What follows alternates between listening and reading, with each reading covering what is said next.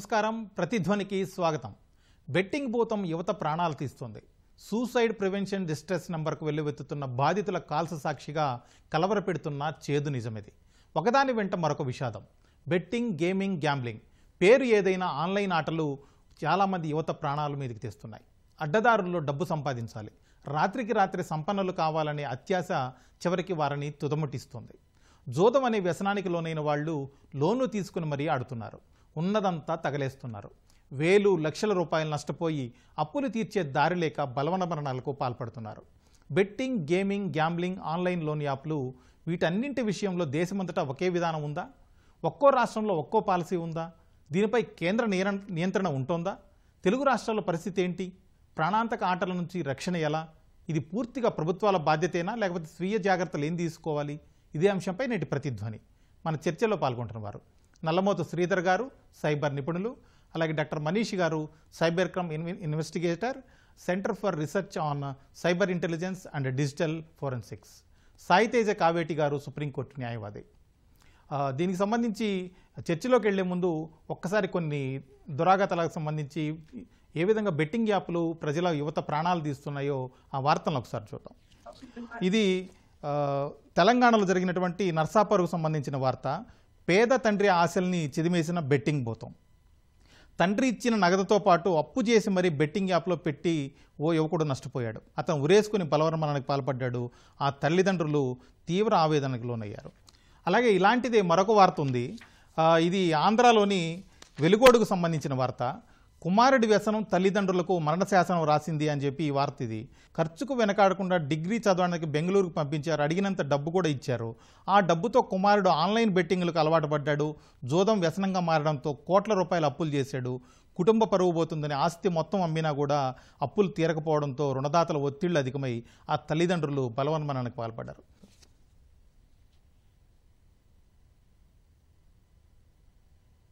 శ్రీధర్ గారు, చూశారు కదా సార్ ఈ పరిస్థితి. తెలుగు రాష్ట్రాల్లో బెట్టింగ్ అనేది ఇంత తీవ్రంగా ఎందుకు ప్రమాదభరితంగా మారిందంటారు? ఇన్ని ప్రాణాలు పోతున్నాయి, అయినా ఎందుకు యువత మేల్కోవడం లేదు? ఇక్కడ ఇది ఇల్లీగల్ అని చెప్పేసి అన్న విషయం తెలిసి కూడా కేవలం ఒక కారణం ఏంటంటే కనుక దీనిని కొంతమంది సోషల్ మీడియా ఇన్ఫ్లుయెన్సర్స్ మనం కొంతకాలంగా చూస్తే కనుక కొంతమంది అరెస్ట్ చేయడం జరిగింది. కొంతమంది సినీ నటుల దగ్గర నుంచి ఎంతోమంది డబ్బు కాశపడేసి ఇలాంటి అప్లికేషన్స్ని, ఇలాంటి బెట్టింగ్ అప్లికేషన్స్కి ప్రమోషన్ ఇవ్వటం చూస్తున్నాం. అంటే ఉదాహరణకి నేను ఒక కాలేజీకి వెళ్ళి ఒక విద్యార్థిని అనుకోండి. సో నేను ఒక హీరోనో, ఒక సెలబ్రిటీనో, లేదా యూట్యూబ్లోనో, ఇన్స్టాగ్రామ్లోనో ఫాలో అయ్యే ఒక వ్యక్తినో ఇష్టపడుతూ ఉంటే కనుక అతను ఏది చెప్పినా కూడా అతను వెరిఫై చేసి వ్యాలిడేట్ చేసి చెబుతాడు కాబట్టి అతన్ని నమ్మొచ్చు అని చెప్పేసి సింపుల్గా వాళ్ళు బెట్టింగ్ అప్లికేషన్ పరిచయం చేసినా కూడా దాంట్లో ఇన్వెస్ట్ చేయడం జరుగుతుంది. దురదృష్టవశాత్తు ఏం జరిగిందంటే మిగతా అడ్వర్టైజ్మెంట్స్ లాగానే సినిమా హీరోల దగ్గర నుంచి, సినిమా ఆర్టిస్టుల దగ్గర నుంచి, యూట్యూబ్ ఇన్ఫ్లుయెన్సర్స్ వరకు ప్రతి ఒక్కళ్ళు దీంట్లో మేము ఎంత డబ్బు గెలుచుకున్నాము, దీని ద్వారా ఎంత డబ్బు వచ్చింది, ఇలాగ ఆశ పెట్టే విధంగా చాలా తక్కువ ఇన్వెస్ట్మెంట్ చాలు మీకు ఇంత భారీ రిటర్న్స్ వస్తాయి అంటారు. తక్కువ ఇన్వెస్ట్మెంట్ భారీ రిటర్న్స్ రావటం ఏంటి? మీరేమైనా వ్యాపారం చేస్తున్నారా? ఏమన్నా స్టాక్ తీసుకొచ్చేసి ఆ స్టాక్ని మార్కెట్లో అమ్మటం కానీ ఇలాంటివి చేస్తే అది వ్యాపారం అనుకోవచ్చు. అసలు ఇక్కడ ఇన్వెస్ట్మెంట్, గ్యాంబ్లింగ్ అనే దాంట్లో ఇన్వెస్ట్మెంట్ అనే పదమే వాడకూడదు. కానీ వీళ్ళు ఇదేదో సంథింగ్ లీగల్ యాక్టివిటీ చేస్తున్నామనే మైండ్ సెట్ని కల్పించడం కోసం చేయటం వలన మీరు చూసే దేశవ్యాప్తంగా ఇంత సమస్య లేదు. కానీ మన తెలుగు రాష్ట్రాల్లో ముఖ్యంగా ఈ ఇన్ఫ్లుయెన్సర్స్ వలన కావచ్చు, సినిమా తారల వలన కావచ్చు, విపరీతంగా పెట్టుబడులు పెట్టి దురదృష్టవశాత్తు మనకి యూట్యూబ్ లాంటివి చూసేది కూడా మన తెలుగు రాష్ట్రాల్లో, మిగతా దేశంలో చూస్తే గణాంకాలని, ఇక్కడ గణాంకాలను చూస్తే ఇక్కడ విపరీతంగా బెట్టింగ్ అప్లికేషన్స్ కానీ లేదా ఈజీ మనీ ఎర్నింగ్ స్కీమ్స్ అని చెప్పేసిన ఇలాంటి వీడియోస్, ఇలాంటి కన్జ్యూమ్ చేసేవాళ్ళు ఎక్కువ. అంటే మనం గతంలో జరిగిన పోలీస్ కేసెస్ ఇన్వెస్టిగేషన్లో కానీ, సరళిని కానీ, స్టాటిస్టిక్స్ కానీ గత 5-6 సంవత్సరాలుగా చూస్తే కనుక ఈ మధ్యకాలంలో డేటా కన్జంప్షన్ పెరిగిన తర్వాత తెలుగు రాష్ట్రాల్లో ఈజీ మనీ ఎర్నింగ్ పట్ల యువకులకు ఉత్సాహం పెరిగింది. దీనికి ప్రధానంగా ఒక కారణం, ఆర్థికంగా వచ్చేటప్పటికే మాకు సరైన ఉద్యోగం లేదు, రాత్రికి రాత్రి డబ్బు సంపాదించేసేయాలి, లగ్జరీస్కి అలవాటు పడుతూ ఉన్నారు. ఒకటే స్నేహితుల వలన కావచ్చు, ఎవరికొళ్ళకి ఏంటంటే మేము ఈ అప్లికేషన్లో జాయిన్ అయ్యాము, డబ్బులు ఇలా పెట్టగానే ఇంత డబ్బులు వచ్చినాయని చెబుతూ ఉంటారు. సో వీళ్ళ ఫ్రెండ్స్ కూడా. సో ఫస్ట్ ఈ అప్లికేషన్ సరళని మనం గమనిస్తే ₹10 పెడితే కనుక ఆటోమేటిక్గా అమౌంట్ వెనక్కి వచ్చినట్లుగాను ఇలాంటిదంతా కూడా స్టార్టింగ్లో చిన్న చిన్న బెట్స్లో వచ్చేటప్పటికే రిటర్న్స్ వస్తాయి. సో బ్రెయిన్లో డోపమిన్ రిలీజ్ అవుతుంది. సో నాకు డబ్బులు వస్తున్నాయి, నాకు లక్ ఉంది, నాకు మొత్తం కలిసి వస్తుంది, ఇలాంటి మైండ్ సెట్లోకి ట్యూన్ అవుతారు. ట్యూన్ అయిన తర్వాత ఎప్పుడైతే భారీ మొత్తంలో పెట్టడం మొదలుపెట్టున్నారో అక్కడ టెక్నికల్ రీజన్ చెబుతారు. అలాగే ఇంటర్నల్గా వచ్చేటప్పటికే మీ కొన్ని వెరిఫికేషన్ మెకానిజమ్స్ ఉండేది ఇలాగ చేయటం జరుగుతుంది. అంటే ఓవరాల్గా ఒక దురాశ మొత్తాన్ని కూడా ఆసరాగా చేసుకొని కాలేజీకి వెళ్ళే యువత దగ్గర నుంచి ప్రతి ఒక్కళ్ళని మోసం చేస్తూ ఉన్నారు.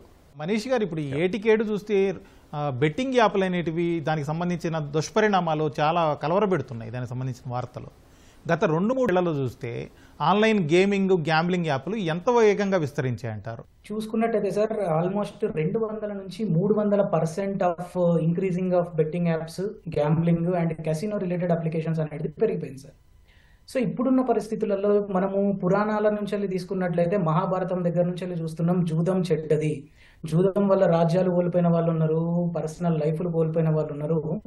ఇవన్నిటిని ఉదాహరణలుగా చిన్నప్పటి నుంచి వెళ్ళి చూస్తున్న యువత అయినా సరే, యువతనే కాకుండా నార్మల్గా రిటైర్డ్ ఎంప్లాయీస్ దగ్గర నుంచి వెళ్ళి వాళ్ళు వాళ్ళ అదృష్టాన్ని పరీక్షించుకుందాం అనుకుంటున్నారు సార్. ఇక్కడ సాడెస్ట్ పార్ట్ ఏమైతుందంటే, ఇంతకుముందు శ్రీధర్ గారు కూడా కోట్ చేసినట్టు ఈజీ మనీకి జనాలు అలవాటు అయిపోయినారు సార్.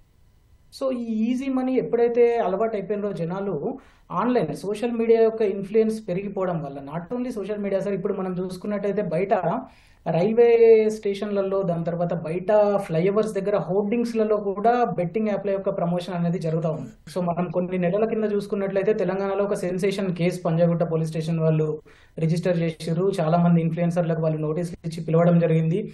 సో చాప కింద నీరులాగా ఏటకేటా ఈ particular betting apps, gambling apps, casino అనేది పెరిగిపోతూనే ఉంది సార్. ఓకే సాయితేజ్ గారు, ఇప్పుడు తెలంగాణలో అయినా ఆంధ్రలోనైనా గేమింగ్ అండ్ గ్యాంబ్లింగ్ నియంత్రణ చట్టాలు ఏం చెబుతున్నాయి? వీటిల్లో కూడా మంచిది, ఇది చెడ్డది అని అట్లాంటి తేడాలు ఏమైనా ఉంటాయా? తెలంగాణలో అయినా ఆంధ్రలోనైనా, ముందుగా ఫస్ట్ తెలంగాణ గురించి మాట్లాడుకుంటే, దేశంలోనే ప్రప్రథమంగా ఒక చట్టాన్ని తీసుకొచ్చింది ఈ ఆన్లైన్ గేమింగ్ కానీ ఈ ఆన్లైన్ బెట్టింగ్ ని నియంత్రించడానికి ఏదైనా చట్టం దేశంలో మొట్టమొదటిగా వచ్చింది అని అంటే అది తెలంగాణ రాష్ట్రంలోనే వచ్చింది. అయితే దీంట్లో ఏమైంది అంటే, ఇంతకు ముందు ఈ ఆన్లైన్ గేమింగ్ అనేది గేమింగ్ యాక్ట్ ఉన్నప్పటికీను ఆ చట్టంలో వీటికి సంబంధించినటువంటి సవరణలు జరగల. 2017లో మన రాష్ట్రం మొట్టమొదటి తీసుకొచ్చింది. దీంట్లో ఈ ఆన్లైన్ బెట్టింగ్, ఆన్లైన్ గేమింగ్ కి సంబంధించినటువంటి ప్రొవిజన్స్ ఏవైతే ఉన్నాయో వాటిని కూడా దీంట్లో ఇంక్లూడ్ చేస్తూ ఈ సవరణ తీసుకొచ్చారు. సో దీంట్లో ఇంకా శిక్షలు, జరిమానాలు కూడా ఉన్నాయి. అంటే punishments and fines are also there. అయితే ఇక్కడ మీరు ఒక ఇంపార్టెంట్ క్వశ్చన్ అడిగారు, ఏమని అంటే ఇక్కడ ఏది మంచిది, ఏది చెడ్డది అని.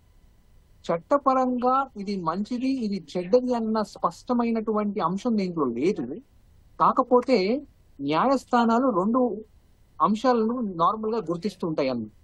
ఈ గేమింగ్ కానీ బెట్టింగ్ లో కానీ ఏమవుతుంది అని అంటే ప్రిడామినెంట్ గా గేమ్స్ లాగా ఉంటాయి. అయితే ఈ గేమ్స్ ఎలాంటివి, they classify these games in 2 parts. ఒకటి ఏమంటారు అని అంటే గేమ్ ఆఫ్ స్కిల్, ఇంకోటి ఏమంటారు అని అంటే గేమ్ ఆఫ్ ఛాన్స్ అని అంటారు. అయితే ఈ గేమ్ ఆఫ్ స్కిల్ కి కావాల్సింది ఏంటంటే నైపుణ్యం కానీ, జ్ఞానం కానీ, ఒక మంచి వ్యూహం, ఈ స్ట్రాటజీ కానీ ఇలాంటి చేసుకుంటే వాళ్ళు గేమ్స్ ఆడుకొని వాళ్ళు ప్రాఫిట్ అవ్వడమా లేకపోతే లబ్ధి పొందడం అనేది జరుగుతుంది. అయితే గేమ్ ఆఫ్ ఛాన్స్ ఏమవుతుంది అంటే బేసికల్ గా ఎలాంటి నైపుణ్యం ఏది లేకుండా ఒక గ్యాంబ్లింగ్ లాగా దీంట్లో అవుతూ ఉంటుంది అన్నమాట. అయితే మనకు ఈ 2017 ఏదైతే సవరణ అమెండ్మెంట్ జరిగిందో దీంట్లో ఒక మంచి విశిష్టమైనటువంటి పాయింట్ ఉంది. వేరే రాష్ట్రాలలో ఈ గేమ్ ఆఫ్ స్కిల్ ని ఇంక్లూడ్ చేయాల. కాకపోతే మన రాష్ట్రంలో ఉన్నటువంటి ఏదైతే ఈ బ్యాన్ చేస్తున్నటువంటి చట్టం ఉందో it does not only prohibit the game of chance but also the game of skill. This is something very unique. అయితే ఎందుకు ఇది అంటున్నాను అంటే, ఇప్పుడు you compare places like Nagaland and Sikkim, వీటికి they accept they recognize the game of skill and game of chance వాటికి different గా ఉంది. They prohibit only up to certain extent వరకు మాత్రమే ప్రోహిబిట్ చేస్తుంటారు. కానీ మన రాష్ట్రంలో మనకున్న చట్టం ప్రకారము కంప్లీట్ గా గేమ్ ఆఫ్ స్కిల్ ని కూడా దీంట్లో నిషేధించబడింది అనమాట, ప్రోహిబిట్ చేశారు. అయితే దీనికి సంబంధించినటువంటి రెస్పెక్టివ్ పనిష్మెంట్స్, ఫైన్స్ హెవీగానే ఉన్నాయి, లేవని కాదు, ఉన్నాయి. ఇది ఇల్లీగల్. యా శ్రీధర్ గారు, ఇప్పుడు తెలంగాణలో చూస్తే ఇప్పటికే బెట్టింగ్ యాప్ల పైన పెద్ద దుమారమే రేగుతుంది. పోలీసుల నుంచి ఈడీ వరకు విచారణ చేస్తున్నారు, కొన్ని అరెస్టులు కూడా జరిగాయి. అయినా బెట్టింగ్ యాప్లు ఆగాయా అసలు? వాస్తవంగా ఇక్కడ ఎన్ని రకాల ఇన్వెస్టిగేషన్లు జరిగినా కూడా ఏం జరుగుతుందంటే కేవలం కొద్ది మంది వీటిని ప్రచారం చేసే వాళ్ళను పట్టుకోవటం జరిగింది అంతే తప్పించేసి యువతలో ఉండే ఈజీ డబ్బుని రాత్రికి రాత్రి సంపాదించాలనే మైండ్ సెట్ మారినంత కాలము కూడా అవి ఆగవు. ఎందుకంటే గతంలో కొన్ని కలర్ ప్రిడిక్షన్ గేమ్ అని చెప్పేసి రకరకాల ఎలాంటి జోదపూరితమైన స్వభావం కలిగిన అప్లికేషన్స్ చెప్పాలంటే చైనా లాంటి దేశాలకు కొన్ని వందల కోట్ల రూపాయలు దారి మళ్లించడం జరిగింది. మరి అవి వచ్చిన తర్వాత అప్పుడు కూడా పెద్ద ఎత్తున ఇన్వెస్టిగేషన్ జరిగింది, ఈడీ రంగంలో దిగింది, పూర్తి స్థాయిలో వాటిని కట్టుదిట్టం చేయడం జరిగింది. మరి ఇప్పుడు మన బెట్టింగ్ అప్లికేషన్స్ విషయంలో కూడా అంటే ఏమవుతుందంటే కొంతకాలం పాటు అప్పుడు జరుగుతున్న కార్యకలాపాలను స్తంభింపజేయడం జరుగుతుంది. ఆ తర్వాత మళ్ళీ ఇంకొక రూపంలో కొత్తగా అప్లికేషన్స్ రావడం కావచ్చు, కొత్త రావడం జరుగుతుంది. సో కాబట్టి యువతరం యొక్క మైండ్ సెట్నే కష్టపడాలి, చదవాలి, మంచి ఉద్యోగం సంపాదించాలి, పూర్తిగా కూడా లాంగ్ టైంలో ఒక 30-40 సంవత్సరాల పాటు స్టాండింగ్గా ఉండేలాగా నాలెడ్జబుల్ కెరీర్ని, ప్రోగ్రెసివ్ మైండ్ సెట్ని, గ్రోత్ మైండ్ సెట్ని కలిగి ఉండాలనే స్వభావాన్ని పిల్లల్లో యువతలో పెంచనంతకాలము కూడా ఖచ్చితంగా ఇలాంటి బెట్టింగ్ అప్లికేషన్స్ ముందు ముందు రకరకాల రూపాలు మార్చుకుంటూ వస్తూ ఉంటాయి. సో పేరు మారొచ్చు, అప్లికేషన్ ఇంటర్ఫేస్ మారొచ్చు, లేకపోతే మోడ్ ఆఫ్ పేమెంట్ మారొచ్చు. కానీ ఇంటర్నల్గా వచ్చేటప్పటికే ఇంతకుముందు సాయి తేజ గారు, మనీష్ గారు చెప్పినట్లుగా కేవలం స్కిల్ బేస్డ్గా కాదు, ఛాన్స్ బేస్డ్గా మాత్రమే. అంటే నీకు అదృష్టం ఉంటే వస్తుంది, లేదంటే లేదు అనే పద్ధతిలో పీపుల్ ఏం చేస్తున్నారంటే డోపమిన్ రిలీజ్ అయినప్పుడు ఏం జరుగుతుంది, ఓకే నాకు అదృష్టం ఉంది అని చెప్పేసి పీపుల్ బిలీవ్ చేయడం మొదలు పెడతారు. ఎందుకంటే గతంలో 1-2 చిన్న అమౌంట్లు వచ్చినాయి కాబట్టి. మెల్లగా పూర్తిగా ఇక్కడ చూస్తే మీరు డబ్బులు లోడ్ చేసుకుంటే మీకు బోనస్, ఎక్స్ట్రా బోనస్ ఉంటుందని చెప్పేసి ఇలాగ ఎన్నో రకాల మ్యానిపులేషన్ టాక్టిక్స్, ఇంకా చెప్పాలంటే ప్రతి క్షణము కూడా యూజర్ ఇంటర్ఫేస్లో నోటిఫికేషన్స్ రూపంలో ఈ వ్యక్తిని సరెండర్ చేసుకునే విధంగా చేస్తూ ఉన్నప్పుడు ఎన్ని రకాల ఒత్తిడి తీసుకొచ్చినా ఇన్వెస్టిగేటివ్ ఏజెన్సీస్ చట్టబద్ధంగా ఏం తీసుకొచ్చినా కూడా ఈ స్వభావం మారే అవకాశం అయితే లేదు. ఖచ్చితంగా యువత మైండ్ సెట్ మారేంత వరకు దీన్ని అడ్డుకట్టవేయటం అనేది అసాధ్యంగా కనపడుతుంది. మనీష్ గారు, ఈచ్ కేసు తీసుకుంటే బాధితులు నష్టపోతుంది చిన్న మొత్తం అస్సలు కాదు, లక్షల నుంచి కొంతమంది కోట్ల రూపాయలు కూడా నష్టపోతున్నారు. ఇంత మోసం ఏ విధంగా జరుగుతుంది, అసలు ఆ డబ్బంతా ఎక్కడికి పోతుంది? ఇనీషియల్ డేస్లో మనం చూసుకున్నట్లయితే లోకల్ అప్లికేషన్స్ అనేవి క్రియేట్ అయింది. సో వీళ్ళు ఏమైపోయింది అంటే ఇప్పుడు మొత్తం కమింగ్ టు ఇంటర్నేషనల్, దాని తర్వాత క్రిప్టో కరెన్సీలోకి కన్వర్ట్ చేసి పంపించేయడం స్టార్ట్ అయిపోయింది. సో ఎప్పుడైతే మన లోకల్లో డబ్బులు పోలీస్ వాళ్ళు కానీ ఈడీ వాళ్ళు కానీ ఫ్రీజ్ చేయడము, దాన్ని మళ్ళీ విక్టిమ్స్కి రికవరీ కొంత పర్సెంట్ పంపించడము అట్లాంటివి జరుగుతుంది అన్న సిచ్యువేషన్ వచ్చిన వెంటనే ఇంటర్నేషనల్ స్కామర్స్ మొత్తం రంగంలోకి దిగిపోయారు సార్. మనం చూసుకున్నట్లయితే చాలా మందికి ఈ పేరు అవగాహన ఉండుంటుంది, మహాదేవ్ అనే ఒక application betting app. So this is run by some Pakistani, created by Pakistani people and supported by Chinese అనమాట. సో ఒకప్పుడు చూసుకున్నట్టయితే మనము లోకల్లో 1x బెట్ అని చెప్పేసి, బెట్ 365 అని చెప్పేసి, ఇప్పుడు మామా 247, కింగ్ 365 ఇట్లా కొన్ని వందల వేల బెట్టింగ్ యాప్లు అనేవి చాప కింద నీరు లెక్క వచ్చేస్తూ ఉన్నాయి. ఇవి అఫీషియల్గా అయినా సరే అన్అఫీషియల్గా అయినా సరే ఎక్కడి నుంచి వెళ్ళి డౌన్లోడ్ చేసుకుంటున్నారు, వాళ్ళు ఎంతెంత పెడుతున్నారు, ఇలాంటి రూపకంగా డబ్బులు చెల్లిస్తున్నారు. ఫస్ట్లో సార్ ఎట్లుండేది, వాళ్ళు ఒక పేమెంట్ గేట్వే లింక్ పెట్టేవాళ్ళు. ఆ పేమెంట్ గేట్వేలో మన వాళ్ళు క్రెడిట్ కార్డో, డెబిట్ కార్డో లేదా నెట్ బ్యాంకింగో యూజ్ చేసి డబ్బులు పెట్టేవాళ్ళు. కొన్ని రోజులకి యూపీఐ వచ్చిన తర్వాత డైరెక్ట్ బెట్టింగ్ యాప్లలో క్యూఆర్ కోడ్లు వచ్చేసినాయి. ఇప్పుడు జనాలందరికీ క్రిప్టో కరెన్సీలు అలవాటు అయిపోయిన కారణంగా వాళ్ళు ఏం చేస్తున్నారు అంటే బెట్టింగ్ కూడా క్రిప్టో కరెన్సీలనే, క్యాసినో కూడా క్రిప్టో కరెన్సీలనే కన్వర్ట్ చేసి bit coin, Ethereum coin, light coin ఇట్లాంటి కాయిన్స్ తోటి వాళ్ళు డబ్బులు తీసుకొని విదేశాలకి ఫార్వర్డ్ చేసేస్తున్నారు సార్. మ్యాక్సిమం ఒకప్పుడు మనకు హాంకాంగ్, నైజీరియా ఇట్లాంటి దేశాలు ఉంటుండే, ఇప్పుడు దానికి అన్నిటికన్నా ఎక్కువగా చైనా ఉన్న పాకిస్తాన్ ఇండియా మీద యుద్ధం లాగా స్టార్ట్ చేసేసింది సార్. వర్చువల్ వార్ అయిపోయింది ఇది ఒకటి. మనీష్ గారు, అలాగే డఫా బెట్ అని చెప్పి ఒక బెట్టింగ్ యాప్ ఉంది, దాన్ని చాలామంది క్రికెట్కి సంబంధించి బెట్టింగ్లు పెడుతుంటారు, దాంట్లో నష్టపోతుంటారు, అయినా కానీ మళ్ళీ పెడుతూనే ఉంటారు.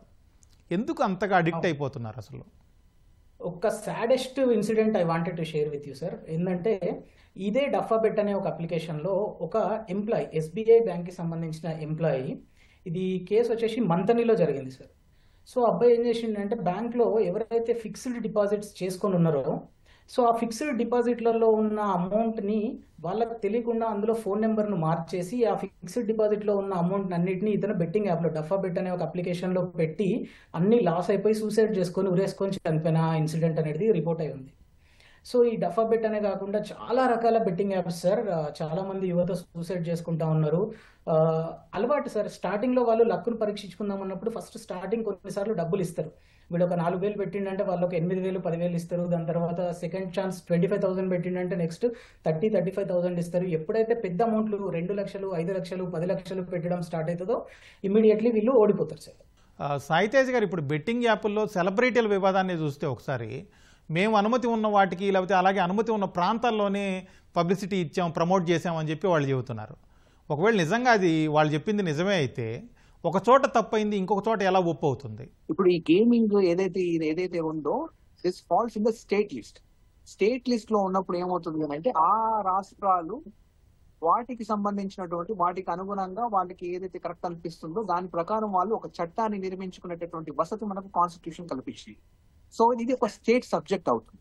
అయితే కొన్ని స్టేట్స్ వీటిని కంప్లీట్ గా ప్రోహిబిట్ చేస్తాయి, కొన్ని స్టేట్స్ వీటిని రికగ్నైజ్ చేసి రెగ్యులేట్ చేస్తున్నాయి, కొన్ని స్టేట్స్ ఇంకా ప్రీ ఇంటర్నెట్ స్టాట్యూట్స్ ని మాత్రమే ఫాలో అవుతుంది. అంటే ఇక్కడ ఒక ప్రత్యేకంగా అన్ని స్టేట్స్ కి కామన్ గా ఏ చట్టం ఇది వర్తిస్తుంది, కంప్లీట్ గా ఒక కాంప్రహెన్సివ్ గా ఒక చట్టం వర్తిస్తుంది అనేది లేదు. ఇక్కడ ఒక్కొక్క స్టేట్ కి ఒక్కొక్క చట్టం ఉంది, లేదా వాళ్ళు ఫాలో అవుతున్నటువంటి ఏదైతే ప్రీ ఇంటర్నెట్ స్టాట్యూట్ అంటే ఇంటర్నెట్ రాకుండా అంటే ఇంటర్నెట్ రాకుండా ఏదైతే ముందు దశ ఉందో దానికి ప్రీ ఇంటర్నెట్ స్టాట్యూట్స్ ఏవైతే ఉన్నాయో వాటిని ఫాలో అవుతూ ఉన్నారనమాట. అయితే ఇక్కడ ఇంపార్టెంట్ గా మనం అర్థం చేసుకోవాల్సింది ఏంటంటే ఇక్కడ ఏది కరెక్ట్. ఇప్పుడు మీరు క్లియర్ గా అడిగారు, వాళ్ళకు చట్టబద్ధంగా ఒక ప్రాంతానికి అప్లికేబుల్ ఉంది, ఇంకో ప్రాంతానికి అప్లికేబుల్ లేదు అనేది. అయితే ఈ ఆన్లైన్ బెట్టింగ్ దానికి ప్రాంతంతో సంబంధం లేదు. ఎందుకు అని అంటే వాళ్ళు ఏమంటున్నారు, మేము ఫలానా కంపెనీకి మేము ప్రచారం చేశాము అని అంటున్నారు. ఆ ఫలానా కంపెనీ ఏ రాష్ట్రంలో ఉంది, ఆ రాష్ట్రంలో వాళ్ళకు ఒక వెసులుబాటు అనేది ఒకవేళ ఉంటే, ఆ రిలాక్సేషన్ అయ్యింటే వాళ్ళు చేస్తున్నారు అనేది వాళ్ళ వర్షన్. కాకపోతే ఇక్కడ ఈ ఇంటర్నెట్ వచ్చేసరికి ఏమైంది అని అంటే irrespective of the region this is happening everywhere. అంటే everybody has access irrespective of the region. ఇప్పుడు నేను ఒక పలానా ఎక్స్ రాష్ట్రంలో ఇది అనుమతించబడింది, లేకపోతే దీన్ని రికగ్నైజ్ చేశారు అని వాళ్ళని దానికి ప్రమోట్ చేసినప్పుడు మనం ఏమంటున్నాం, ఈ గేమ్ ఇక్కడ వాళ్ళు ఆడారు, ఇది ఇక్కడ పబ్లిష్ అయ్యింది, ఆ అడ్వర్టైజ్మెంట్ అనేది ఇక్కడ వచ్చింది, ఈ రాష్ట్రంలో వచ్చింది. సో దానికి నేను ఎందుకు బాధ్యులు అవుతానో ఆ పర్టికులర్ కంపెనీ ఏదైతే ఉందో వాళ్ళు బాధ్యులు అవుతారు. ఎందుకంటే నా అగ్రిమెంట్ ఏదైతే ఉందో వాళ్ళ కంపెనీ ప్రకారం వాళ్ళ రాష్ట్రంలో అనుమతించబడింది కాబట్టి నేను చేసుకున్నానండి. అంటే ఇక్కడ ఒక కాన్సెప్ట్ వచ్చింది ఏంటంటే జియో ఫెన్సింగ్. అంటే జియో ఫెన్సింగ్ బేసికల్ గా ఒక రాష్ట్రంలో ఉన్నటువంటి నియంత్రణ ఇంకో రాష్ట్రానికి విస్తరించకుండా ఉండాలనేటువంటి అంశం ఇదన్నమాట జియో ఫెన్సింగ్.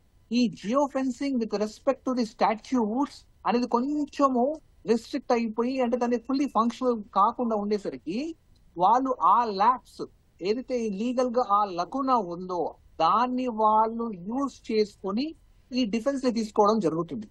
అయితే ఇక్కడ మనం ఆలోచించాల్సింది ఏంటంటే చట్టం దీన్ని అనుమతించిందా, ఒక రాష్ట్రం దీన్ని అనుమతించిందా అని కాకుండా మనందరికి ఒక నైతిక బాధ్యత అనేది ఉంది, ఒక బాధ్యత ఉంది, ఒక moral standard we have to take. ఎందుకనంటే ఈ గేమ్స్ ఆడే వాళ్ళు చాలా మంది 2 గ్రూప్స్ గా విభజించబడినాయి మార్కెట్ రీసెర్చ్ లో.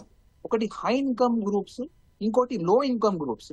అయితే ఇప్పుడు దాదాపుగా 80% మోర్ దెన్ 80-85% లో ఇన్కమ్ గ్రూప్స్ నుంచి వచ్చిన వాళ్ళు ఈ గేమ్స్ ని బెట్టింగ్ గేమ్స్ ని ప్రభావితం అవుతున్నారని ఒక రిపోర్ట్ ఉంది అన్నమాట. అయితే ఈ లో ఇన్కమ్ గ్రూప్స్ అంటే ఏంటి, 15,000 అంటే వాళ్ళ నెలకు వాళ్ళ సంపాదన 15,000 రూపాయలు కన్నా తక్కువ ఉన్న వాళ్ళు ఈ లో ఇన్కమ్ గ్రూప్స్ గా పరిగణించబడింది. 85% ఆఫ్ ది గేమింగ్ బెట్టింగ్ ఎవరు ఆడుతున్నారు అని అంటే దాదాపు 80-85% ఈ లో ఇన్కమ్ గ్రూప్స్ నుంచి వస్తున్నారు. మొదటగా మీరు స్టార్ట్ చేయగానే మొదలు చెప్పారు పలానా ప్లేస్ లో అప్పులు చేసి మరి ఇది చేసినారు. లేకపోతే మనం న్యూస్ లో చూస్తుంటాం ఏంటంటే ఒక 20 లక్షలు వాళ్ళ ఫ్రెండ్స్ దగ్గర నుంచి అప్పులు తీసుకోనో, లేకపోతే అవి తీసుకొని గేమ్ ఆడి వాటిని పోగొట్టేసుకొని ఒక స్ట్రెస్ పెరిగిపోయి సూసైడ్ అంత దారి తీస్తుంది. సో ఇవన్నీ మనం చూస్తుంటే ఒక మన నైతిక బాధ్యత ఉంది. ఈ ఎవరైతే ప్రముఖులు ఉన్నారో వీళ్ళు ఇన్ఫ్లుయెన్సర్స్ అనుకోండి, ఓకే. లేకపోతే మీరు దాన్ని బట్టి వాళ్ళు కొంచెం ఈ నైతిక బాధ్యత తీసుకొని ప్రమోట్ చేయకుండా అనేది ఇంపార్టెంట్. శ్రీధర్ గారు, ఇప్పుడు ఈ బెట్టింగ్ యాప్లు చాలా వరకు మన డేటాను అలాగే ఆన్లైన్ అలవాట్లను విశ్లేషించి మానసికంగా టార్గెట్ చేస్తున్నాయంటారు. అసలు నిజమేనా ఇది? అసలు అవన్నీ వాళ్ళకి ఎలా తెలుస్తాయి? ప్రసాద్ గారు, ఇప్పుడు ఆర్టిఫిషియల్ ఇంటెలిజెన్స్ గురించి మిగతా అన్ని రంగాల్లో చూస్తూ ఉన్నాం, కానీ దురదృష్టవశాత్తు నేరస్తులు కూడా బెట్టింగ్ అప్లికేషన్స్లో యూజర్ యొక్క యూసేజ్ ప్యాటర్న్స్ని ట్రాక్ చేయడం కోసం ఆర్టిఫిషియల్ ఇంటెలిజెన్స్ని వాడుతూ ఉన్నారు. ఎలాగ వాడుతూ ఉంటారంటే, ఉదాహరణకి నేనే ఒక బెట్టింగ్ యాప్ ఇన్స్టాల్ చేసుకుంటే దాన్ని రోజు మొత్తం మీద ఏ టైంలో ఎక్కువగా ఓపెన్ చేస్తున్నాను, మార్నింగా, ఆఫ్టర్నూన్నా, ఈవినింగా, యూసేజ్ ప్యాటర్న్స్ కొంతకాలానికి వాటి మొత్తాన్ని కూడా సేకరించడము, ఆ డేటాబేస్ ఆధారంగా మెషిన్ లెర్నింగ్ ఆల్గరిథమ్స్తో వాటిని ఐడెంటిఫై చేయడము, ప్లస్ ఏఐతో over the period of time ఎలాగది ప్రిడిక్టబిలిటీ ఉంటుంది అన్నది తెలుసుకోవడం. రెండో థింగ్, ఒక యాప్ ఓపెన్ చేసిన తర్వాత, బెట్టింగ్ యాప్ ఓపెన్ చేసిన తర్వాత ఎక్కడ ఎక్కువసేపు నేను ఉంటున్నాను, హీట్ మ్యాప్స్ అంటారు. హీట్ మ్యాప్ అంటే ఏంటంటే, యూజరు ఏ స్క్రీన్లో, అంటే స్క్రీన్ స్క్రోల్ చేసుకుంటే వెళ్తూ ఉన్నప్పుడు లేదా రకరకాల మెనూస్లోకి వెళ్ళినప్పుడు ఎక్కడ ఎక్కువసేపు స్పెండ్ చేస్తున్నాడు అన్నదే బ్యాక్గ్రౌండ్లో కొంత స్క్రిప్ట్ పెట్టేసి దాన్ని సేకరించే సమాచారాన్ని సేకరించి, ఓకే ఇతను ఇక్కడ ఎక్కువసేపు స్పెండ్ చేస్తున్నాడు కాబట్టి ఇతను ఇక్కడ బలహీనత ఉంది అని చెప్పేసి అర్థం చేసుకోవటం. కానీ ఈ విధంగా అంటే యూజర్ యొక్క టైం ఎప్పుడు ఎంతసేపు ఉంటున్నాడు, ప్లస్ ఏ స్క్రీన్లోకి వెళ్తూ ఉన్నాడు, అతని ఎమోషనల్ స్టేట్ ఏ టైంలో ఎక్కువగా ఇన్వెస్ట్ చేస్తున్నాడు, మార్నింగ్ టైమా, ఆఫ్టర్నూన్నా, ఈవినింగ్, ఎప్పుడు అతని అమౌంట్ లోడ్ చేసినా కానీ ఇన్వెస్ట్ చేసినా కానీ ఎలా చేస్తున్నాడు, ఇవన్నీ కూడా ఐడెంటిఫై చేయడం ద్వారా సడన్గా అతను ఎప్పుడైనా కానీ ఏదో ఒక పనుల్లో బిజీగా ఉండేసి అతను పెద్దగా పట్టించుకోలేదు అనుకోండి యాప్ని, వెంటనే అతనికి నోటిఫికేషన్ పంపించబడుతుంది.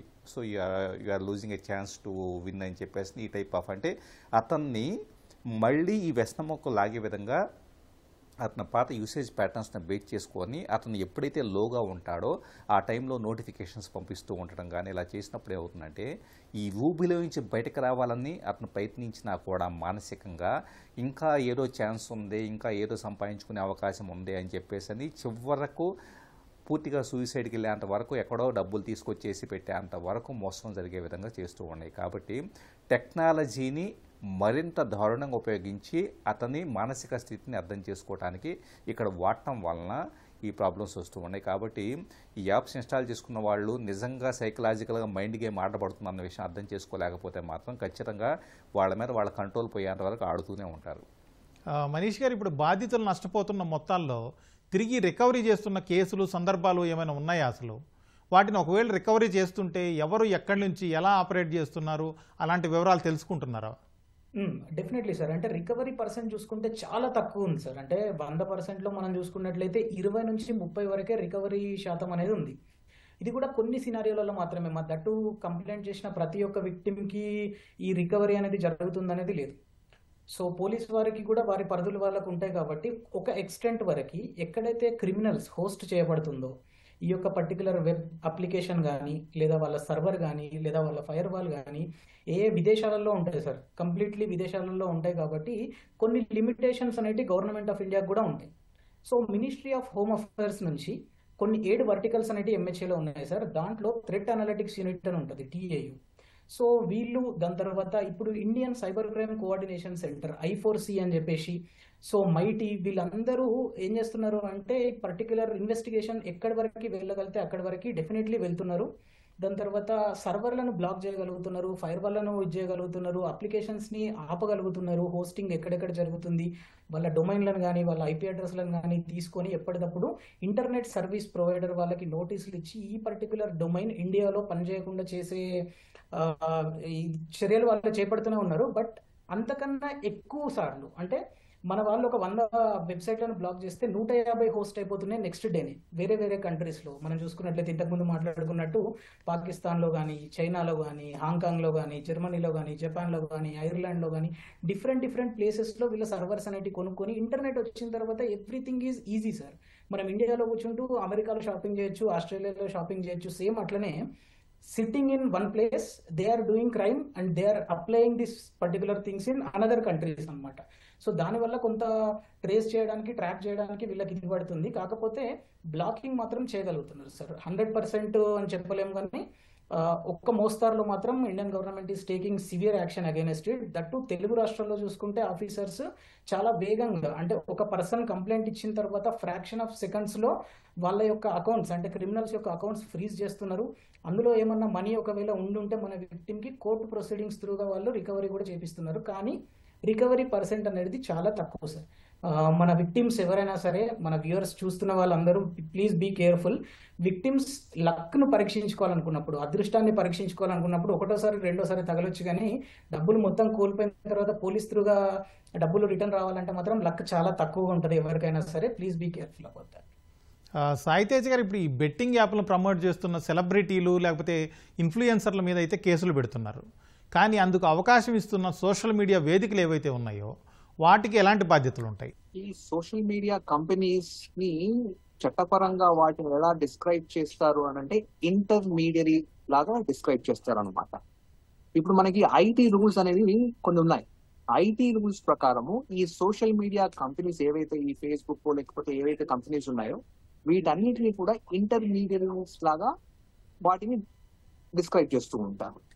అయితే వాళ్ళకు కొన్ని నార్మ్స్ అండ్ రూల్స్ రెగ్యులేషన్స్ ఉన్నాయి. ఏమని అని అంటే మీరు ఎలాంటి చట్ట విరుద్ధమైనటువంటి కార్యకలాపాలను చేయొద్దు అనేది వాళ్ళకు ఒక నిర్దేశించబడింది.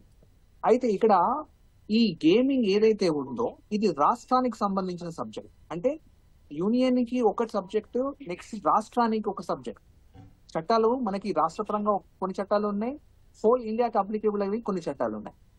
అయితే ఈ సోషల్ మీడియా కంపెనీస్ ఏంటంటే they operate on the scale of the entire region. They operate on the entire scale of the larger region which comes as like whole ఇండియాని వాళ్ళు కన్సిడర్ చేస్తూ ఉంటారు. అయితే ఈ స్టేట్ స్పెసిఫిక్ లాస్ ఉన్నప్పుడు వాటిని restrict చేయడంలో కొన్ని లోపాలు అనేవి ఉన్నాయన్నమాట. ఈ లోపాలని వాళ్ళు ఒకవేళ పరిగణలోకి తీసుకొని చేస్తే అసలు ఈ ఏదైతే ఆన్లైన్ బెట్టింగ్ కానివ్వండి, ఆన్లైన్ గేమింగ్స్ కి ఉన్నటువంటి స్కోప్ మొత్తం కూడా తగ్గిపోతుంది. ఇప్పుడు మన తెలంగాణలో కంప్లీట్ గా ఈ ఆన్లైన్ బెట్టింగ్ కానీ ఆన్లైన్ గేమింగ్ కంప్లీట్ గా prohibited, including the game of skill కూడా. అయితే ఏదైతే ఈ సోషల్ మీడియా ప్లాట్ఫామ్స్ లో దీన్ని పోస్ట్ చేసి దీన్ని ప్రమోట్ చేస్తున్నారో వాటిని ఇది చట్టపరం. ఎక్కడ చట్టపరం అయింది? ఇక్కడ చట్ట విరుద్ధం ఎక్కడైంది అని అంటే ఇది తెలంగాణ స్టేట్ లో చట్ట విరుద్ధం అయింది. ఈ స్పెసిఫిసిటీ అనేది వచ్చినప్పుడు వాళ్ళు విత్ ఇన్ ది తెలంగాణకి జియో ఫెన్సింగ్ అన్న కాన్సెప్ట్ ని యూజ్ చేస్తూ దీన్ని లిమిట్ చేయాలి. సో దానికి మనం ఒకవేళ రిపోర్ట్ చేస్తే మైటీకి ఒకవేళ ministry of information and technology ఏదైతే ఉందో దానికి మనం రిపోర్ట్ చేసి ఈ ఏదైతే ఈ బెట్టింగ్ యాప్స్ సంబంధించిన వెబ్సైట్స్ ఇవైతే ఉన్నాయో ఇది illegal in this particular state, ఎందుకంటే ఇది లా ఆఫ్ ద ల్యాండ్ ఇక్కడ తెలంగాణలో. వేరే స్టేట్ లో అవ్వకపోవచ్చు, కానీ ఇక్కడ మాత్రం ఇది విరుద్ధం. కాబట్టి మనం దాన్ని రిపోర్ట్ చేసి అక్కడ నుంచి రిమూవ్ చేసేటటువంటి మనకు కొన్ని ప్రొవిజన్స్ మనకు దీంట్లో ఉన్నాయి అన్నమాట. ఆ ప్రొవిజన్స్ ని ఫాలో అవుతే సోషల్ మీడియా ఏవైతే ఇంటర్మీడియట్స్ లాగా పరిగణించబడతాయో వాటి మీద కూడా మనం ఒక ఆర్డర్ ఇచ్చి ఆ వాటిని తీసేయమని చెప్పడానికి మనకు స్కోప్ ఉంది. ఇది ఎవరు చేయగలుగుతారంటే కోర్ట్స్ చేయగలుగుతాయి, ప్రభుత్వం కూడా చేయగలుగుతాయి. సాయితేజ్ గారు, ఇప్పుడు తెలంగాణలో బెట్టింగ్ యాప్లపై నిషేధం విధించారు సరే, కానీ అది ఏమైనా తగ్గిందా? దాని ప్రభావం ఏమైనా కనిపిస్తుందా? మన స్టేట్ లో ఈ ఎంటైర్ ఆపరేషన్స్ కాకుండా ఇది వెబ్ డొమైన్ లో అవుతున్నాయి, సైబర్ స్పేస్ లో అవుతున్నాయి. సో దీనికి జ్యూరిడిక్షన్ అనేది రీజనల్ వైజ్ కాదు, it is on the larger perspective. మనం ఎందుకు నియంత్రించలేకపోతున్నాం అంటే this happens on a cyber space. Cyber space వచ్చినప్పుడు దీనికి సంబంధించినటువంటి జ్యూరిడిక్షన్, దీనికి సంబంధించినటువంటి అప్లికేషన్ ఆఫ్ లా, దీనికి సంబంధించినటువంటి జ్యూరిస్ప్రుడెన్స్ మారుతూ ఉంటది అనమాట. అందుకని కంట్రోల్ చేయలేకపోతున్నాము అని. దాన్ని ఎప్పుడైతే కంట్రోల్ చేయలేకపోతున్నామో ఇది చాలా విస్తృతంగా ఈ గేమింగ్ ఏదైతే ఆన్లైన్ బాధితులు ఉన్నారో వాళ్ళు చాలా ఎక్కువ అయిపోవడానికి కారణాలు ఇవే. ఈ ఏవైతే నేను 3 అంశాలు చెప్పానో ఇప్పుడు ఆ 3 అంశాల వల్లనే బాధితులు విపరీతంగా పెరిగిపోతున్నారు, డబ్బులు పోగొట్టుకుంటున్నారు, మనం నియంత్రించలేకపోతున్నాం. ఎందుకంటే వాళ్ళు ఏ కంట్రీ నుంచి చేస్తున్నారో తెలియదు, VPNs యూజ్ చేసుకుంటారు, మనం ట్రేస్ చేయలేకపోతున్నాం. ఇవన్నీ ప్రాక్టికల్ ఆస్పెక్ట్స్ మనకు దీంట్లో ప్రాబ్లమ్స్ ఉన్నాయి కాబట్టి మనం కంప్లీట్ గా నియంత్రించలేకపోతున్నాం. చట్టం మంచి రోబస్ట్ చట్టం ఉంది, అయినా దీంట్లో జ్యూరిస్ప్రుడెన్స్ కూడా ఎవాల్వ్ అయ్యే సబ్జెక్ట్. ఎందుకంటే సైబర్ స్పేస్ లో ఏదైనా కూడా ఇప్పుడు ఎందుకంటే మనకు ఉన్నటువంటి అన్ని కూడా ప్రీ ఇంటర్నెట్ స్టాట్యూట్స్, దానిపైన మనము న్యాయస్థానాలు, గౌరవ న్యాయస్థానాలు చాలా డీటెయిల్ గా వాటిని పరిగణలోకి తీసుకొని ఏది కరెక్ట్ ఏది కాదు అనేది. కానీ సైబర్ స్పేస్ లో ఉండడం వల్ల at the present time very nascent stage అది. సాయితేజ్ గారు, ఒకవేళ ఓకే సైబర్ స్పేస్ వల్ల వీళ్ళు నియంత్రించలేకపోతున్నారు అంటున్నారు, అయితే ఆ చట్టం వల్ల యువతకు కావచ్చు రాష్ట్ర ప్రజలకు ఎలాంటి ప్రయోజనం జరుగుతుంది? చట్టం వల్ల ప్రయోజనం అనేది ఎప్పుడు జరుగుతుంది అని అంటే మనం దాన్ని యూజ్ చేసుకునే దాన్ని బట్టి ఉంది. ఇప్పుడు ఒక సిటిజన్, ఒక మంచి సమారిటన్, ఒక సిటిజన్ కి తెలిసింది ఈ పలానా వెబ్సైట్ లో నేను ఒక యాడ్ చూశాను, ఈ పలానా సోషల్ మీడియా ఛానల్లో దీని గురించి అడ్వర్టైజ్మెంట్ వచ్చింది అన్నప్పుడు మన దాంట్లో ఎంతమంది సిటిజన్స్ దాన్ని స్క్రీన్ షాట్ చేసి రిపోర్ట్ చేస్తున్నారు? రిపోర్ట్ చేయడానికి ముందుకు రావట్లేదు, నాకు ఎందుకులే అని వదిలేస్తున్నారు. ఎవరికి రిపోర్ట్ చేయాలి? I4Cకో, రైట్? మనకు కొన్ని ఆఫీసెస్ ఉన్నాయి. ఆఫీసెస్ కి రిపోర్ట్ చేసినప్పుడు దాన్ని తీసివేయడానికి వాళ్ళు తీసుకోవాలనుకున్నటువంటి చర్యలు వాళ్ళు చేస్తారు. They will take steps to remove those links. ఏదైతే వెబ్సైట్స్ ఉన్నా వాటిని తీసేయడానికి వాటిపైన ఎలాంటి లీగల్ యాక్షన్ తీసుకోవాలని వాళ్ళు చేస్తారు. కానీ reporting of this is important. Who is coming forward to report it? If people come forward to report it, అప్పుడు మనం దీన్ని సరిగ్గా ఉపయోగించుకుంటాం అని నేను అనుకుంటాను. శ్రీధర్ గారు, ఇప్పుడు ఈజీ మనీ అనేది ఎప్పటికీ సురక్షితం కాదు, అది అందరికీ తెలిసిన విషయమే.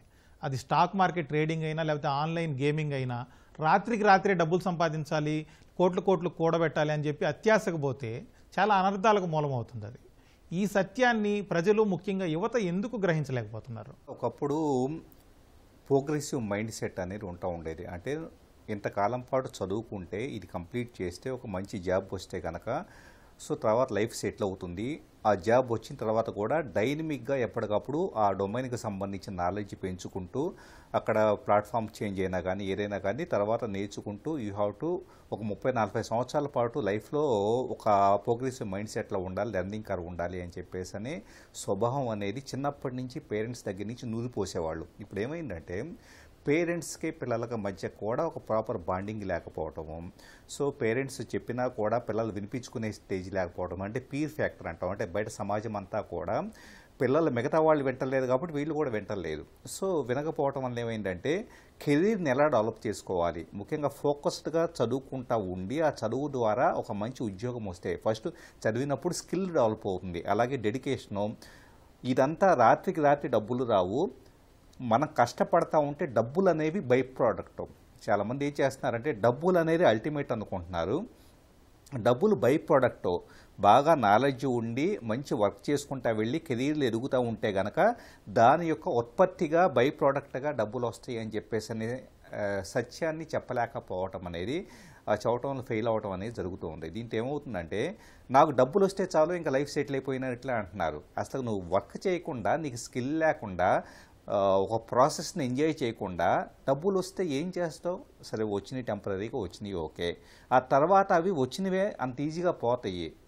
వాటిని నిలబెట్టుకునే స్కిల్ నీకు ఏమైనా ఉందా, నాలెడ్జ్ ఉందా, ఏదైనా కంపెనీకి పనిచేస్తున్నావా, ఏమైనా బిజినెస్ చేస్తున్నావా అంటే కనుక ఇవేమీ ఈరోజు ఉన్న యువతరం దగ్గర సమాధానాలు లేవు. సో ఇది ఇక్కడ ఫెయిల్ అవుతూ ఉన్నాం. అంటే ఒక proper step by step develop అయ్యే మెకానిజం నేర్పించడంలో ఫెయిల్ అయ్యి ఉంది సమాజం అనేది, పేరెంటింగ్ వ్యవస్థ కానీ. సో పిల్లలైనా కూడా కనీసం మెంటరింగ్ ద్వారా, కెరీర్ గైడెన్స్ ఇచ్చే ద్వారా, లేకపోతే యూట్యూబ్లో ఎన్నో రకాల కంటెంట్ ఉంటుంది, వాటి ద్వారా తమకు తాముగా నిజంగా ఎదుగుదలంటే ఏంటి అన్న దాని మీద ఒక స్పష్టత వస్తే కనుక కనీసం ఇప్పటిదాకా ఈజీ మనీ కోసం ఆధారపడేసి ఎటుపడితే చేసి ఉండొచ్చాము. కానీ ఇక నుంచి రాత్రింబగళ్ళు కష్టపడి కొద్దిగా నాలెడ్జ్ పెంచుకొని ఒక మంచి జాబ్ సంపాదిస్తే కనుక బాగుంటుంది అనే మైండ్ సెట్ షిఫ్ట్ అనేది చేసుకోగలిగితే కనుక ఖచ్చితంగా లైఫ్ బాగుంటుంది. లేకపోతే కొంతకాలానికి ఏమవుతుందంటే ఉన్న డబ్బులు, ఆస్తులన్నీ అమ్ముకోవాల్సిన పరిస్థితి, లేకపోతే కనుక ఇవేమీ తట్టుకోలేక సూసైడ్ చేసుకోవాల్సిన పరిస్థితి తప్పించేసి లైఫ్ నిలబెట్టుకోవడం అనేది చేతకాని పరిస్థితి ఏర్పడే ప్రమాదం ఉంది. ఒక్కసారి కుటుంబ సభ్యులతో వీళ్ళు ఏం చేస్తున్నారంటే దురదృష్టవశాత్తు కుటుంబ సభ్యులతో ఎలాంటి సన్నిహిత సంబంధం లేకపోవటం వలన, స్నేహితులతో సరైన ఇది లేకపోవటం వలన వాళ్ళకి చెబితే వాళ్ళు కొడతారో తిడతారో లేదా కోపడతారో అని చెప్పేసి ఎవరితో షేర్ చేసుకోకుండా ఆ లోపల ఎమోషనల్ పెయిన్ అంతా కూడా వీళ్ళే భరిస్తూ కొంతకాలానికి ఇదంతా విపరీతంగా అప్పులు చేసిన తర్వాత డైరెక్ట్గా ఎవరితో చెప్పుకో సూసైడ్కి వెళ్తున్నారు. అలా కాకుండా హాఫ్ వే వచ్చిన తర్వాత నేను మోసపోతున్నాను అన్న విషయం అర్థమైన తర్వాత ఖచ్చితంగా కుటుంబ సభ్యులతో డిస్కస్ చేసి ఇలా జరిగిందా అన్న, ఇలా జరిగిందమ్మా, లేదా ఫ్రెండ్స్తో డిస్కస్ చేసి ఇక్కడి నుంచి నేను పూర్తిగా మారిపోతాను అని చెప్పేసి భరోసా వాళ్ళకి ఇస్తే కనుక వాళ్ళు ఏదో ఒక పద్ధతిలో దాన్ని ఎట్టొకటి అడ్జస్ట్ చేయడం ఏదో జరుగుతుంది. అంటే జీవితాన్ని కోల్పోవటం కంటే కూడా ఒక తప్పుని తెలుసుకొని కనీసం సగంలైనా బయటపడగలిగితే కనుక ఇదే వ్యక్తులు రేపు జీవితాన్ని మార్చుకొని కష్టపడేసి గొప్ప కంపెనీల సీఈఓలు అయినా కూడా ఆశ్చర్యపోవాల్సిన పని లేదు. మనీష్ గారు, ఇప్పుడు ఈ బెట్టింగ్ యాప్లతో నష్టపోతున్న వాళ్ళని చూస్తే ఎక్కువగా యూత్ లేకపోతే మైనర్లే ఉంటున్నారు. ఆ గణాంకాలు కూడా ఇదే విషయాలు చెబుతున్నాయి. ఇట్లాంటి పరిస్థితుల్లో పిల్లలకు సంబంధించి వాళ్ళు ఈ ఎదుగుదల కావచ్చు, వాళ్ళ ప్రవర్తన కావచ్చు, వాళ్ళు ఏ విధంగా చేస్తున్నారు అనే అంశాల్లో తల్లిదండ్రులు ఏం గమనించాలి, ఎలాంటి జాగ్రత్తలు తీసుకోవాలంటారు? So first of all sir, అమ్మా నాన్నను మించిన కౌన్సిలర్స్ అనేవాళ్ళు ఎవరు లేరు, అవునా? సో పిల్లలకైనా సరే, యూత్కైనా సరే, ఎవరికైనా సరే పేరెంట్స్ గైడెన్స్ అనేది, పేరెంటల్ కంట్రోల్ అనేది చాలా ఇంపార్టెంట్. సో ఇప్పుడు చిన్న స్కూల్ పిల్లల దగ్గర నుంచి వెళ్ళి ఆన్లైన్ క్లాసెస్ వినాలని చెప్పేసి, దాని తర్వాత ప్రాజెక్ట్ వర్క్స్ అని చెప్పేసి, టెక్నికల్ ఎడ్యుకేషన్ అని చెప్పేసి ఇప్పుడు అన్ని డిజిటల్ స్కూల్స్ అయిపోయినాయి. సో వాళ్ళకు టెక్నాలజీ అనేది చాలా చిన్న ఏజ్లోనే ఇంట్రడ్యూస్ అయిపోతుంది. సో ఇంట్రడ్యూస్ అయిపోయి వాళ్ళ చేతిలో ఒక డివైస్, ఇంటర్నెట్ అనేది ఉంటే, ఇంటర్నెట్ అనేది ఎంత ప్రమాదమో మనందరికీ తెలుసు.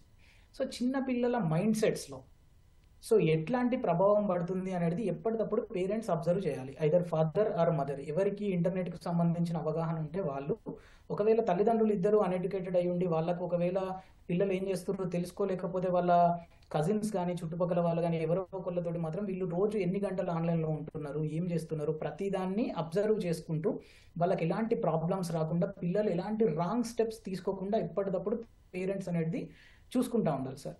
ఎందుకు అంటే ఇప్పుడు వాళ్ళకి తెలియకుండానే పేరెంట్స్ యొక్క యూపీఐ పిన్నును రీసెట్ చేస్తారు చిన్న చిన్న పిల్లలు. లైక్ చిన్న పిల్లలు in the sense 5th 6th class ఉన్న పిల్లలు కూడా పబ్జీలో గేమ్ ఆడుకోవడానికి అని చెప్పేసి, లేకపోతే కొన్ని కలర్ ప్రిడిక్షన్స్కి సంబంధించిన గేమ్స్ ఆడుకోవడానికి అని చెప్పేసి వాళ్ళకు ఒక యాడ్ వస్తుంది, దీంట్లో అమౌంట్ కడితే మీకు ఈ స్కిన్ అన్లాక్ అవుతుంది, లేకపోతే ఈ పర్టికులర్ కార్ అన్లాక్ అవుతుంది అని చెప్పగానే వాళ్ళు డైరెక్ట్ ఫోన్పేకి, గూగుల్ పేకి వెళ్ళిపోయి వాళ్ళ నాన్న యొక్క పిన్ తెలుసు వీళ్ళకి ముందు నుంచి వెళ్ళి ఏదో ఒక దగ్గర అబ్జర్వ్ చేసి, చిన్నపిల్లలకు ఉన్న జ్ఞాపక శక్తి వల్ల వాళ్ళు ఈజీగా దాన్ని టైప్ చేసి పేరెంట్స్ అకౌంట్లలో నుంచి వెళ్ళి డబ్బులు పోగొడతా ఉన్నారు.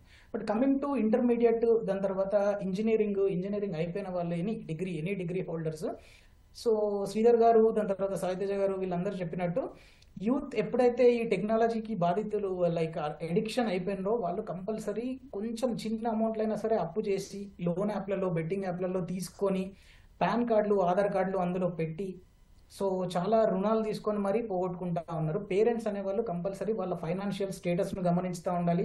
పిల్లలకు ఒకవేళ సపరేట్ బ్యాంక్ అకౌంట్లు ఉన్నాయి అంటే వాటిని కూడా పేరెంట్స్ అప్పుడప్పుడు చెక్ చేస్తూ ఉండాలి. వాళ్ళు ఎక్కడెక్కడ ఖర్చు పెడుతున్నారు, ఎక్కడి నుంచి వీళ్ళకి డబ్బులు వస్తున్నాయి పోతున్నాయి అని. అదే సార్. మనీష్ గారు, అలాగే ఇప్పుడు చాలామంది ఎవరైతే దీంట్లో బాధితులుగా ఉన్నారో, దాంట్లో కూరుకుపోయారు బెట్టింగ్ యాప్ల్లో, వాళ్ళు ఆల్రెడీ నష్టపోయి ఉంటారు. వాళ్ళ పరిస్థితి వాళ్ళకి అర్థమవుతూ ఉంటుంది. లేకపోతే వాళ్ళ మిత్రులు కావచ్చు, పక్కింటి వాళ్ళు కావచ్చు, పక్కన వార్తల్లో చూస్తూనే ఉంటారు చాలామంది సూసైడ్ చేసుకున్నారని, లేకపోతే రకరకాలుగా నష్టపోయారని చెప్పి. అవన్నీ తెలిసినా కూడా ఎందుకు ఇంకా అడిక్ట్లోనే ఉంటున్నారు? వాళ్ళు బయటపడలేకపోవడానికి కారణం ఏంటి? వాళ్ళకి ఎలాంటి కౌన్సిలింగ్ అవసరం అంటారు? ఎస్ సార్, ఆశ అనేది పెరిగిపోయి అత్యాశకి కన్వర్ట్ అయిపోయింది సార్. ఎప్పుడైతే అత్యాశ అనేది హ్యూమన్ని హిట్ చేస్తుందో ఆటోమేటిక్గా వాళ్ళకి జరుగుతున్న నష్టం అనేది తెలియదు. సో వాళ్ళకి తెలియకుండానే వాళ్ళు అదే ఊపిలో ఇంకా ఇంకా ఇంకా ఇంకా కూరుకుపోతూ ఉంటారు, అప్పులు చేసుకుంటూ వేరే వాళ్ళని, పక్క వాళ్ళని మోటివేట్ చేస్తూ ఉంటారు. నాకు వచ్చి నేను కూడా పెట్టమ్మా, నీకు కూడా డబ్బులు వస్తాయని చెప్పేసి చుట్టుపక్కల ఉన్న వాళ్ళందరికీ ఈ బెట్టింగ్ భూతాన్ని పరిచయం చేసి మరీ చాలా డబ్బులు పోగొట్టుకుంటున్నారు. వీళ్ళను కౌన్సిలింగ్ ద్వారానే మార్చగలుగుతాం సార్. అంటే అవేర్నెస్, ఇప్పుడు మీరు తీసుకున్న మంచి ఇనిషియేటివ్, ఎవ్రీ డే మీరు సైబర్ రిలేటెడ్ కానీ ఏదైనా సరే అవేర్నెస్, మీడియా అందరూ మంచి అవేర్నెస్ కంటెంట్స్ చేస్తూ ఉన్నారు, వాళ్ళు చూస్తూ ఉన్నారు. జనాలందరికీ ఇట్లాంటి అవగాహన పెంచుతూ ఉండాలి. మీడియానే కాకుండా పోలీస్ డిపార్ట్మెంట్ వాళ్ళైనా సరే, దాని తర్వాత ఎడ్యుకేటెడ్ పీపుల్, ఈ సైబర్ భద్రత తెలిసిన ప్రతి ఒక్కళ్ళు వాట్సాప్ కానీ ఎనీ సోషల్ మీడియా త్రూగా ఎప్పటికప్పుడు ఇట్లాంటి బెట్టింగ్ బాబులందరికీ అవేర్నెస్ ఇస్తూనే ఉండాలి సార్. ఎంత అవేర్నెస్, ఎన్నిసార్లు వాళ్ళైతే ఇట్లాంటి ప్రాబ్లమ్స్ను చూస్తూ ఉంటారో కొంతలో కొంత పీపుల్ అయినా సరే మారే ఛాన్సెస్ అనేవి ఉంటాయి. లేదు వాళ్ళు ఇట్లాంటివి ఏవి ప్రోగ్రామ్స్, అవేర్నెస్ ప్రోగ్రామ్స్ చూడట్లేదు అనుకుంటే, ఇప్పుడు మనం చూస్తూ ఉంటే ఈ బెట్టింగ్ వాళ్ళు వాళ్ళకు వచ్చే డబ్బుల్లో, అంటే ఫర్ ఎగ్జాంపుల్ ఒక బెట్టింగ్ అప్లికేషన్ వాడు ఒక 5,000 కోట్లు క్రైమ్ చేస్తే అందులో 2,000 కోట్లు వాడు మార్కెటింగ్ మీద స్పెండ్ చేయడానికి రెడీగా ఉన్నాడు. వాడు డబ్బులు పెట్టి ఇన్ఫ్లుయెన్సర్లను కానీ దాని తర్వాత సెలబ్రిటీలను కానీ ఎవరినైనా హైర్ చేసి వాడు మార్కెట్ చేస్తుండు. కానీ వాడిని ఇరాడికేట్ చేయడానికి మనం ఏం స్టెప్స్ తీసుకుంటున్నాం అనేది చాలా ఇంపార్టెంట్ సార్. గవర్నమెంట్ అయినా సరే, దాని తర్వాత education institutions, financial corporates, banks, ప్రతి ఒక్క ప్లేస్లో ఈ డిజిటల్ అవేర్నెస్ అనే కంటెంట్ను వాళ్ళు ఎక్కడిదక్కడ ప్రమోట్ చేస్తూ ఉండాలి సార్. అదొక్కటే మార్గం. మనీష్ గారు, అలాగే ఇప్పుడు ఎవరైతే ప్రమోట్ చేస్తున్నారు బెట్టింగ్ యాప్లు, ఇన్ఫ్లుయెన్సర్లు కావచ్చు, సినిమా స్టార్స్ కావచ్చు, వాళ్ళ మీద వాళ్ళు కనుక తప్పు చేసి ఉంటే, వాళ్ళు పర్మిటెడ్ కాని ఏరియాల్లో ప్రచారం చేసి ఉంటే వాళ్ళ మీద ఎలాంటి యాక్షన్ తీసుకోవడానికి ఛాన్స్ ఉంది? చట్టపరమైన చర్యలు కంపల్సరీ తీసుకోబడతాయి సార్. ఒక్కసారి మనం డిజిటల్ యొక్క ఫీల్డ్లోకి ఎంటర్ అయిపోయి ఇన్ఫ్లుయెన్సర్ అయినా సరే ఎవరైనా సరే ఒక్క పోస్ట్ పెట్టి దాన్ని తర్వాత తీసేసినా కూడా పోలీస్ డిపార్ట్మెంట్ వాళ్ళు వాటిని రికవరీ చేసి మరీ కేసెస్లో యాడ్ చేయడం జరుగుతుంది. They will get prosecuted. Prosecution వారు, కోర్టు వారు దానికి సంబంధించిన శిక్షలు ఏ రకంగా ఉంటాయి అనేది కంపల్సరీ వాళ్ళు దానికి సంబంధించిన ఫైన్ రూపకంగానా లేదంటే వాళ్ళకి జైలు శిక్ష రూపకంగానా ఏదో ఒక రూపకంగా మాత్రం కంపల్సరీ స్ట్రిక్ట్ యాక్షన్స్ అనేవి తీసుకోబడతాయి సార్. ఇప్పుడు సోషల్ స్టిగ్మా తోటి చాలా మంది బయటికి కూడా రావట్లేదు. అంటే ఈ డబ్బులు నష్టపోయి, ఈ సెలబ్రిటీ వల్ల నష్టపోయినా నేను ఇట్లా అని చెప్పేసి కోట్లలో పోయిన డబ్బులు పోగొట్టుకున్న వాళ్ళు ఎవరు బయటికి రావట్లేదు. ఎంతైనా సరే చిన్న చిన్న అమౌంట్లు పోగొట్టుకున్న వాళ్ళే పోలీస్ స్టేషన్ వరకు రావడం కానీ 1930 కంప్లైంట్ చేయడం కానీ జరుగుతుంది సార్. సాయితేజ్ గారు, ఇప్పుడు బెట్టింగ్ యాప్ల సమస్య సమర్థంగా ఎదుర్కోవాలి అంటే చట్టపరంగా కూడా కొంత స్పష్టత రావాల్సిన అవసరం ఉందంటారా? అలాగే శిక్షల్లో, విచారణ విధానాల్లో ఏమైనా మార్పులు అవసరమా? అడిగినటువంటి క్వశ్చన్ చాలా ఇంపార్టెంట్ క్వశ్చన్ అండి. మన ఉన్నటువంటి స్టాట్యూటరీ ఫ్రేమ్వర్క్ లో స్పష్టత అనేది లేదు. స్పష్టత ఎందుకు లేదు అని అంటే, every state has its own legislation.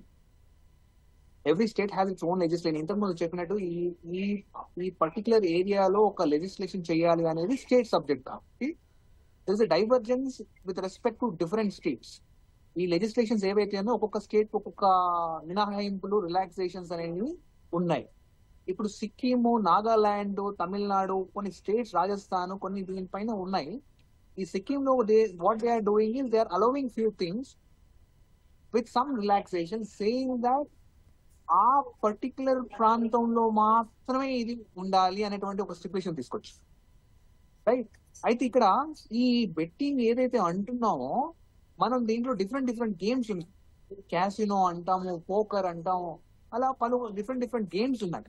అయితే కొన్ని స్టేట్స్ ఏం చేస్తున్నాయంటే ఒక రకమైన గేమ్ ని వాళ్ళు గేమ్ ఆఫ్ స్కిల్ లాగా పరిగణించి దాన్ని వదిలేస్తున్నారు, అంటే దాన్ని తీసేస్తున్నారు, దాన్ని కన్సిడర్ చేయట్లేదు. అది కాకుండా వేరే గేమ్ ని ఏది చేసినా అది చట్టానికి విరుద్ధం అని చెప్తున్నారు.